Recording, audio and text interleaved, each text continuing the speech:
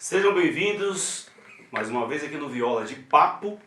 O papo aqui é viola e hoje o convidado aqui é um camarada Diego Marques. Salve, irmão. Beleza? Caramba, meu.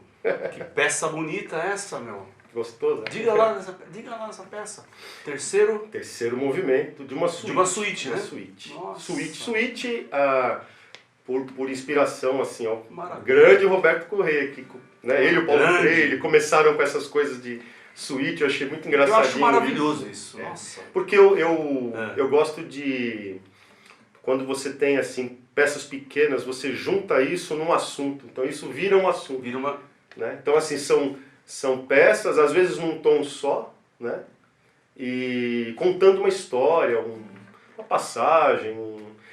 Tem um pouco também de música programática, né? Tem, Sim. né? Foi pensada, né? É claro, mas tem que e é pensada, mas ela tem uma intuição também, né? Tem uma... Esse toque galope, a primeira vez que eu vi foi com a peça Luzeiro, né? Do Dom Missat. Fernando Degg tem aquela cavalgada, que é um galope também.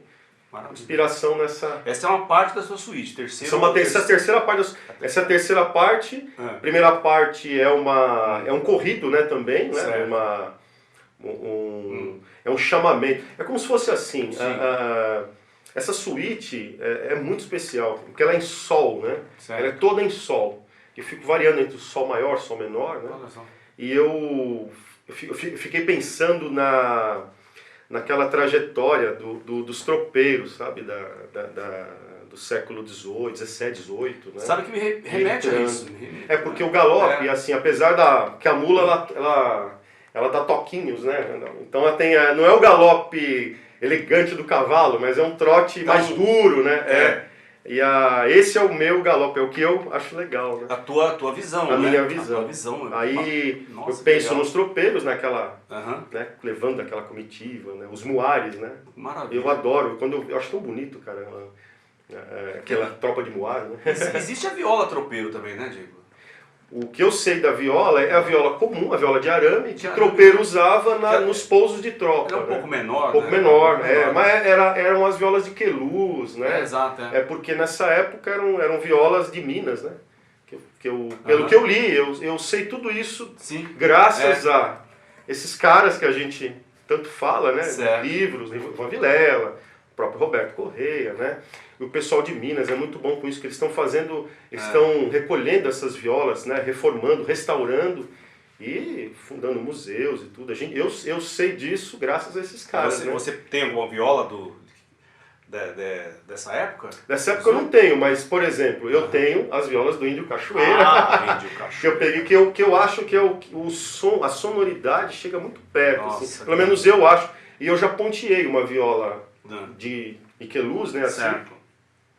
E eu vi aquilo, pra gente que toca, ela tem aquele médio acentuado, né? Certo. Médio agudo acentuado, né? Exatamente. Ela é bem rústica, né? Eu gosto disso. Eu também. Gosto dessa sonoridade. Esse tipo de viola que a gente tem já é a viola mais moderna, né? Pra dupla, né? Aquela coisa toda.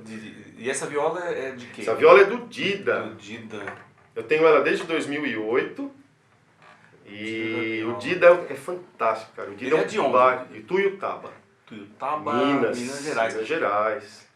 Tuiutaba. Quando eu comprei essa viola, quando ela chegou na minha mão, eu toquei, eu não acreditei. Foi. Tanto que eu tô até hoje. É a viola que eu mais toco, assim, quando eu tô por aí, é o que eu... porque eu tenho... Bom, o violeiro tem. Não se aguenta, né, Zé? Mas eu tô tentando... Não sei porque a gente gosta desse negócio aí, né? E a gente vê um som diferente do outro, né? Você vê, essa aqui tem uma personalidade, aquela tem outra. Aquela ali... Você já quis comprar? Ah, sim. Você me procura, viu? Você me procura, não fala mais com ninguém. Tá bom, não, você vai ser o primeiro, você vai resolver.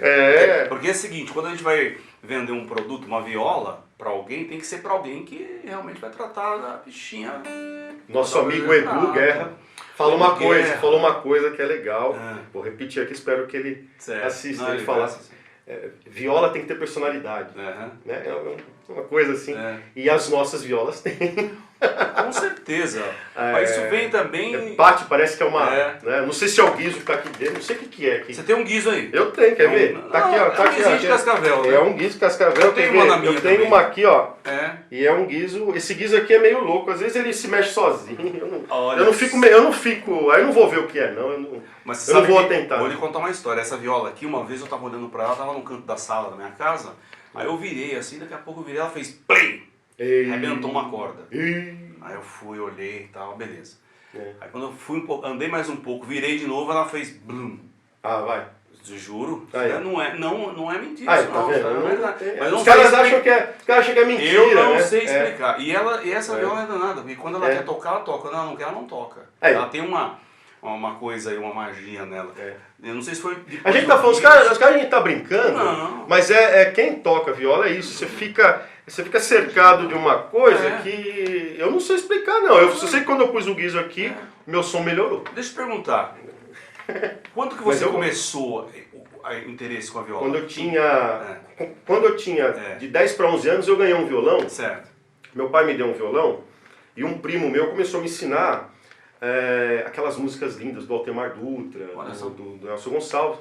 E na mesma época estava passando a novela Pantanal. Lembro. Aí quando eu fiquei fascinado com o Serjão e o Almir fazendo aquela som dupla leve, boa, né? Lindo, mais ou menos, né? Aí fazendo aquele som lindo, eu fiquei apaixonado por aquilo, aquele som, o Serjão cantando pra caramba, e o Almir, né? Tocando assim, despretensioso. Mas aí teve isso que eu mais gostei foi aquela aura, né, por trás deles, né? De mística, né? De viola, né? E era uma dessa aqui. Era uma dessa aqui, ó. É verdade. Era uma dessa violinha aqui. Ele deve ter uma. Sim, tem. É uma dessa viola aqui. E eu fui na Del Vecchio nessa época lá e fiquei apaixonado pela viola. Mas o que aconteceu? Nessa época eu parei de tocar porque eu comecei a trabalhar, estudar. E aí eu voltei. Quando eu voltei a tocar, com 21 mais ou menos, eu já voltei tocando viola. Fui na Del Vecchio, comprei uma violinha pra mim. Com 21 anos? Com 21 eu comecei a tocar, mas tudo pensando naquela época do Pantanal. Mas o teu primeiro instrumento foi o violão? Foi um violãozinho, foi um violão. É o meu também. Um violão. É porque não tinha viola. Não tinha viola. E você estudou música onde? Então, aí eu comecei a tocar por mim mesmo. Certo. E aí eu comprei aquele método do Brás da viola. Eu conheço. E é muito bom. Eu tenho, inclusive. É muito legal. Eu tenho esse método. O Brás sabe tudo.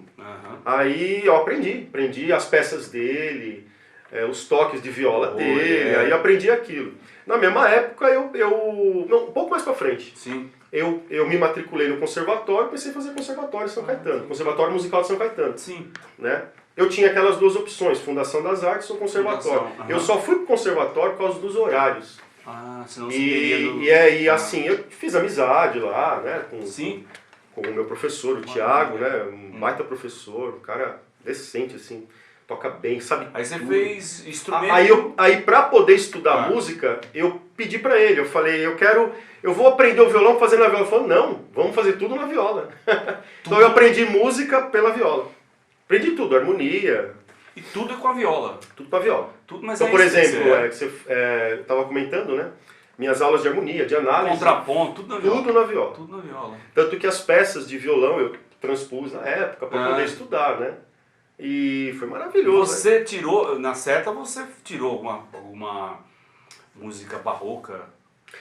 Tirei naquela época, mas eu não lembro, mas eu não tirei mais, né? Eu usei daquilo para técnica atual de hoje, né, minha, né? Sim. E aí depois disso, quando eu terminei o conservatório, 6 anos, 6 anos e meio mais ou menos direto, assim, numa bateria lá, e de estudos, né? Aí eu fui para a EMESP, e fui estudar com o João Paulo Moral. Estudar com o João Paulo, aí a cabeça foi para outro lugar, aí foi pro meio de violeiros mesmo, de violeiros que estavam, não é deixando de ser violeiros, mas assim, aumentando mesmo, subindo as escadas, né, a direção de ser músico, né. Então a EMESP me deu isso. Te deu Escola de música, Estado. Esse pensamento ao profissionalismo, digamos assim. Tanto que, quando eu entrei na EMESP, eu já tinha algumas peças minhas, assim, que eu gostava. Mas lá foi a certeza de falar assim, por que você não faz as suas coisas? Você já sabe fazer isso. Então faz as suas coisas agora. Você já conhece forma, você já conhece harmonia, você já analisa bem. Pô, vai para esse lado aí, pô, pega tudo que você sabe. O João Paulo me deu essa dica. Os próprios alunos lá, né, gostavam, eu tocava e falava assim, pô, por que você não faz isso, não faz isso? Aí, isso tem o quê? Sei lá, uns 7, 8 anos atrás, eu comecei a fazer isso e tô aí hoje. Tá na hora de gravar. Bora lá. Não, gravar. Gravar eu quero, eu gostaria. Gravar o que você faz, bicho, né? Eu acho que isso tem uma legal. coisa, eu tenho muita vontade. Porque o CD, desculpa só te interromper, o CD ele é uma mídia que muita gente fala que tá findando, mas eu acho que precisa do CD ainda. Depois, até acho que você mesmo me falou, né? Você coloca um cartão de visita. É, né? um cartão também, ali. Mas eu acho que vale a pena, né? Vale muito. Pensa aí, cara. Vamos fazer esse negócio. Né? Você tem muito que passar de Zé. Tem muito que passar para mim. Eu tomo aqui para isso. Né? Então, e aí é isso, aí fiz EMESP, terminei EMESP com uma bagagem absurda. Aí que eu comecei a me direcionar nas aulas de música, né? Eu como professor também e violeiro. E me diga uma coisa, Diego, sobre as afinações da viola. Afinações, isso é um dilema também. Você começou a trabalhar com afinação. Cebolão em ré. Cebolão em ré, até por causa do Brás e do Roberto, né? E realmente, assim, Eles são tudo em ré, né? Mas aí tem a explicação. É o tocar mais coisas em ré. Pode parecer, por exemplo, a maioria dos violeiros, todo mundo, cebolão em mi. Em mi, né? Cebolão em mi. Mas assim, o ré, um tom abaixo, me permitiu fazer outras coisas, né? Com arranjos, assim, né? Eu buscar, às vezes, um tom abaixo aqui no quinto par, no quarto par, possibilitou de eu fazer, né? Assim, coisas mais próximas do violão ali, sabe? Então eu optei pelo cebolão em ré. Né? Aí toquei, experimentei rio abaixo, experimentei meia guitarra, experimentei. E agora? Paraguaçu. Aí quando eu comecei a tocar em boiadeira, essa é a boiadeira. Né? Que é uma variação só do cebolão, né? Certo. Pra mim a boiadeira, Zé, é um misto entre cebolão e o rio abaixo. Eu fico aqui porque como a gente tem o transporte daqui para lá, com um instrumento eu consigo chegar nas duas. Vamos explicar para quem não conhece a viola, a afinação boiadeira. A primeiro par é o ré, aqui no meu caso, né, é um ré, né, lá, fá sustenido, ré, e aqui tem um sol. Né? Aí eu tenho essa característica aqui, né. Ela lembra também, é um ré, não deixa de ser um ré, né, não deixa de ser um ré aqui, e tem a quarta soando, né? E é um grave aqui, um grave estranho, né? Porque tá no grave, né? Mas que dá esse tempero, né? Então, o trabalho que você tá tá fazendo. Um colorido. Eu penso na boiadeira. E quando você faz os outros trabalhos acompanhando, por exemplo, eu vi você recentemente fazendo um trabalho com o Edu Guerra e o Paulo Dantas. O Paulo Dantas é um poeta, ele é escritor também, é só um poeta. Poeta, né? O Paulo Dantas. E é um trabalho bonito, rapaz. Eu não sei o tempo que a gente tem, mas eu tenho tanta coisa para falar deles. Fala um pouquinho. A gente se conheceu no Sesc São Caetano, eu fui tocar com o meu grupo, né, anterior que eu tocava. Eu fico muito feliz, porque eu fiquei amigo dele lá naquele dia lá. Nossa, vai lá, fala aí. E eu conheci o Paulo numa ocasião assim, ele foi assistir o grupo e aí ele me viu tocar e fez um convite, falou assim, eu participo de saraus, assim, tal, vamos lá. Aí num determinado momento, nós nos encontramos na casa de uns amigos que são produtores culturais em São Caetano. Certo. Né, e eu conheci o Edu. E nesse momento juntou, né, eu, Paulo e o Edu. Né, Paulo Dantas e o Edu. Junto com o Paulo Silva, que é percussionista, e a Carol, né, da Maria Sol Produções, né, lá em São Caetano. E são do meio já independente, cultural. E conheci lá e a Carol tinha arrumado alguns trabalhos e falou assim, vamos ver o que dá aqui. E que o Paulo abriu a boca, rapaz, ele tinha muita coisa já. E eu vi muita força ali. Quer dizer, ele ao invés, você conhece ele, quer dizer, quando ele levanta, é uma montanha levantando junto. Porque ele não para, né? Ele circula. E eu percebi isso, a fala cantada. A fala cantada, né? A fala paraibana, né? Que é bonito. Você sabe que eu tenho uma ideia com ele, de trazer, desculpa te interromper. Claro. Fazer um outro programa com ele, o Itu, junto com o Edu. Puxa, fica legal. O Edu mostrando as coisas dele, por exemplo, lá no dia, eu falei, pera lá, vamos ver uma coisa, né? Ele tirou os traços do violão? Aí é que tá, rapaz. Virou um baixo. Ele fez uma coisa doida. O violão, o desses, né? Ou fretless.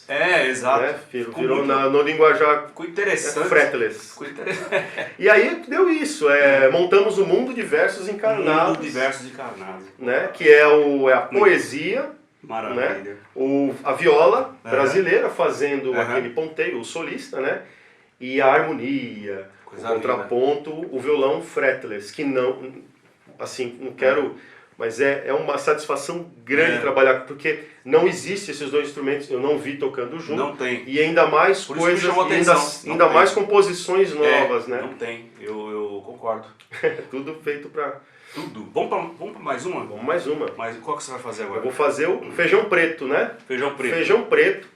É também feita para... É uma peça instrumental, né? Feito para afinação boiadeira. E eu fiz pensando no cheiro, né? Do cheiro da cozinha, né? Na panela de barro. Maravilha, né? velho. Pensando nos mestiços, no cafuzo fazendo, né? E isso é um rojão. Para quem não conhece, o rojão é um ritmo nordestino, né? Inclusive o Jackson do Pandeiro gravou rojão. Para quem não... Jackson, né? Jackson do Pandeiro gravou, cantou, né?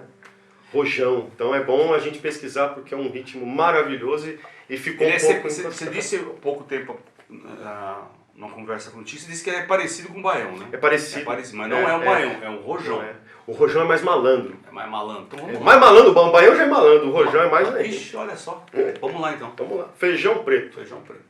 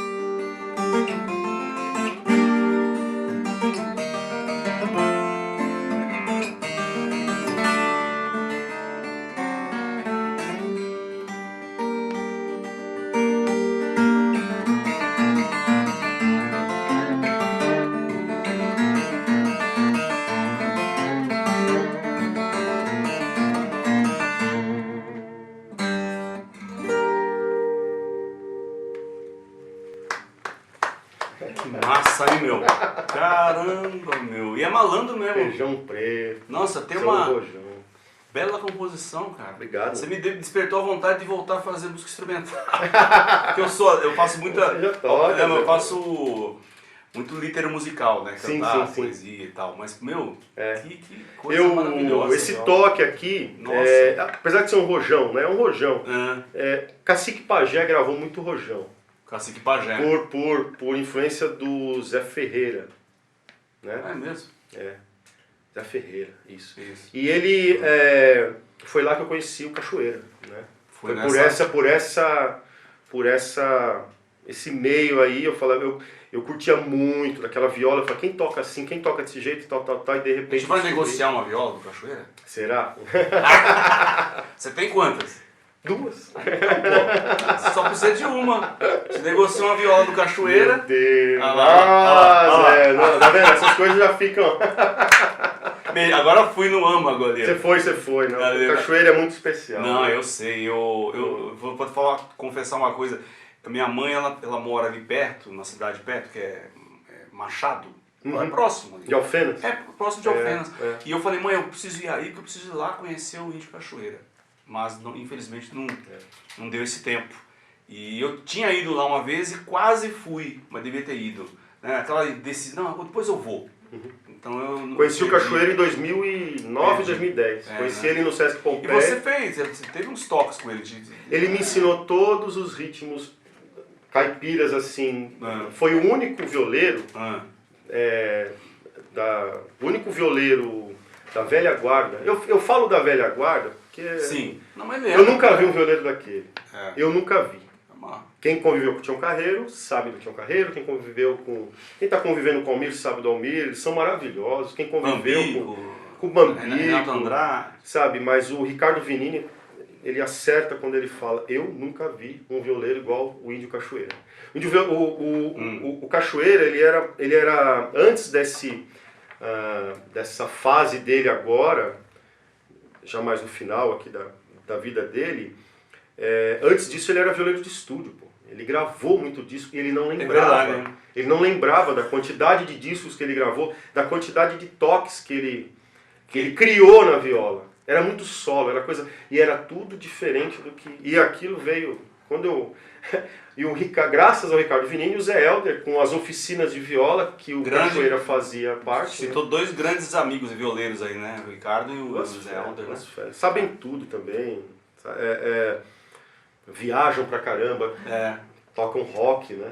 Tocam eles têm viola, né? Tem aquele grupo que é um Tudo Moderno, do Ricardo, né? Eles participam, muito né? Bom, muito legal. Muito bom, é uma mistura do rock com a viola, que faz muitos tradicionalistas, torcionalistas, mas eu acho que não tem nada a ver. O som deles é bom pra Cada caramba. um tem o instrumento, tem a sua praia, é uma busca por uma coisa eles fazem aquilo, diferente, né? Eles fazem aquilo numa consciência absurda. Não tem assim. Eu já fui assim. Eu tenho vídeos lá. Né? O Ricardo, por exemplo, quando o Ricardo começou a trazer o Cachoeira, é mó barato. Ele até ficava meio bravo comigo. Pô, Diego, você.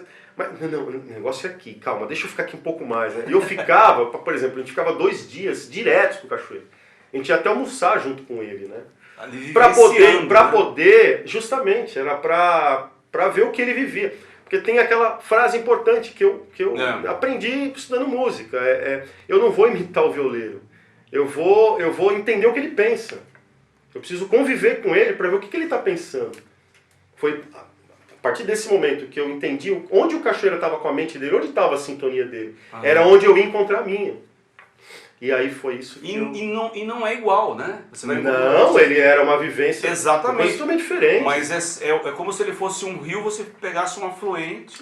É só para entender aonde tudo, né? Aonde a música, aonde a música dele chegava, como é que, porque ele tinha as influências dele, dos anos 60, 70, né? Quando ele era jovenzinho, ele falava, né? Mas eu falo, esse, por exemplo, o Feijão Preto, esse toque do rojão, e esse dedilhado que eu fiz é do Cachoeira. É praticamente que eu peguei dele. É uma coisa, é por inspiração total nele. Isso aqui, né?